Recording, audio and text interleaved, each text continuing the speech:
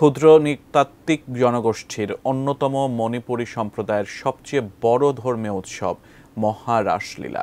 প্রাণের উচ্ছ্বাস, খোল, করতাল আর শঙ্খধ্বনির মধ্য দিয়ে চলে ঐতিহ্যবাহী এই উৎসব, যেখানে মণিপুরীদের নিজস্ব গায়কী ও অভিব্যক্তির প্রকাশ পায়।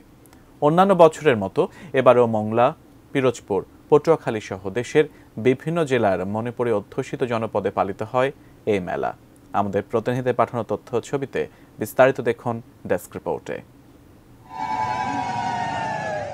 পুণ্য স্নানের মধ্য দিয়ে পটুয়াখালীর কুয়াকাটায় শেষ হল সনাতন ধর্মাবলম্বীদের শত বছরের ঐতিহ্যবাহী রাস উৎসব। সূর্যোদয়ের সাথে সাথে বঙ্গোপসাগরের তীরে গীতাপাঠ, গঙ্গার পূজা অর্চনা, প্রার্থনা ও স্নান করে দেশ ও জাতির জন্য আশীর্বাদ কামনা করেন সনাতন ধর্মাবলম্বীরা। শুক্রবার ভোরে শুরু হয়ে শনিবার ভোর রাতে সৈকতে গঙ্গা স্নানের মাধ্যমে শেষ হয় এই উৎসব।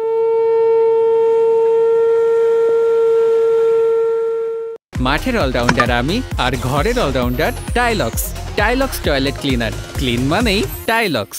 মংলায় শনিবার ভোরে সূর্যোদয়ের সাথে সাথে হিন্দু ধর্মাবলম্বীরা দুবলার চরে পূজা শেষে বঙ্গোপসাগরের নোনা জলে পানিতে প্রসাদ ভাসিয়ে নেমে পড়েন স্নানে, যার মধ্য দিয়ে শেষ হল সাগর পাড়ের প্রাচীনতম রাস।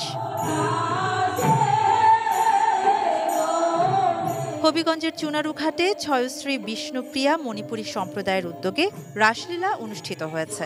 শনিবার রাত 12টা 1 মিনিটে শুরু হয়ে শেষ হয় ভোর 6টা 1 মিনিটে। নৃত্যের তালে তালে আর সুগন্ধি ফুলের সুবাসে সব ধর্মের মানুষের মিলন মেলায় পরিণত হয় এই আয়োজন।